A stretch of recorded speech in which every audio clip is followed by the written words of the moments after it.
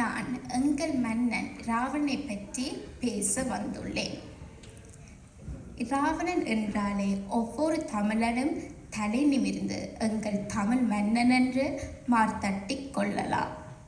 அந்த அளவுக்கு எங்கள் ஈழவர நாட்டை ஆட்சி புரிந்த உன்னதமான அரசன்தான் ராவணன். ராவணன் ஒரு சிவபக்தன் மட்டுமில்லை, அவன் ஒரு பன்முக கலைஞன்.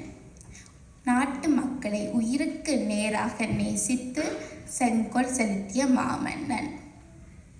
கலைப்பத்தில் தலை சிறந்தவன், திசை எட்டும் புகழ் கொண்டவன் ஆகிய மன்னனே 10 தலை கொண்டவன், அரக்கன், பெண் பித்தன் என்று பல பூரணங்கள் கட்டவிழ்த்து விட்டது. அதனால் நாங்களும் இயலாமையால் எங்கள் மன்னன் ராவணனை 10 தலை அரக்கனாக சித்தரிக்க பழகி கொண்டோம்.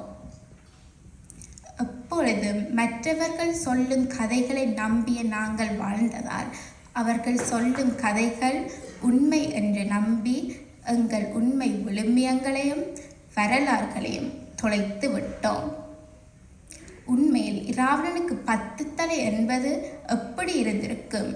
கொஞ்சம் சிந்தியுங்கள். அப்படி என்றால் அவரை பெற்றவர்களுக்கும் அவரோடு கூட பிறந்தவர்களுக்கும் அல்லவா 10 தலை இருந்திருக்க வேண்டும்.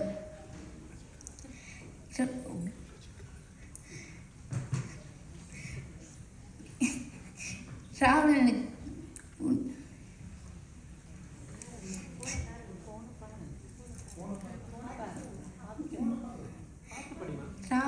கெட்டவனாக காட்டுவதற்காக சித்தரிக்கப்பட்டதே இந்த 10 தலை. உண்மையில் ராவணனுக்கு 10 தலை என்பது 10 துறைகளை சிறந்து விளங்கினான் என்பதாகும். நன்றி, வணக்கம்.